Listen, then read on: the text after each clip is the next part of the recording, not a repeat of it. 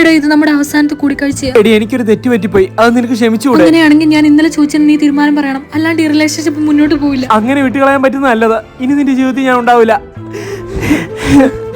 എന്നായി മെൽവിനെ? നീ അവളോട് തന്നെ ചോദിക്കുക. എടി നിങ്ങൾ തമ്മിൽ എന്നാ പറ്റിയത്? എടാ ബന്ധം അവിടെ കൊണ്ട് തീർന്നു, ഇനി എന്നെ കുറിച്ചൊന്നും പറയണ്ട. അവൻ ഇഷ്ടമെന്ന് പറയാൻ വന്നപ്പോഴും ഞാൻ കൂടെ ഉണ്ടായിരുന്നു. ഇപ്പൊ ബ്രേക്കപ്പിന്റെ ടൈമിലും ഞാൻ കൂടെ ഉണ്ട്.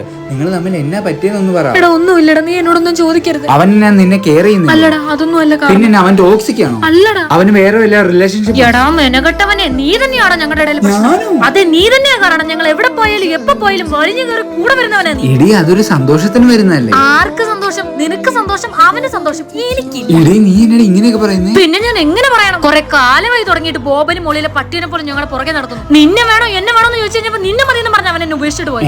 എന്റെ തെറ്റൊക്കെ എനിക്ക് മനസ്സിലായി. അല്ലേലും എനിക്കറിയായിരുന്നു നീ തിരിച്ചു വരുമോ. അയ്യോ ആ തെറ്റ് മനസ്സിലായെന്നല്ല. ഇന്നലെ നമ്മൾ കഴിക്കാൻ പോയ മന്തിക്കട ചെറിയ പീസ് ചിക്കനാണ് കിട്ടുന്നത്, അപ്പുറത്ത് വലിയ പീസ് ചിക്കൻ കിട്ടുന്നുണ്ട്. വാ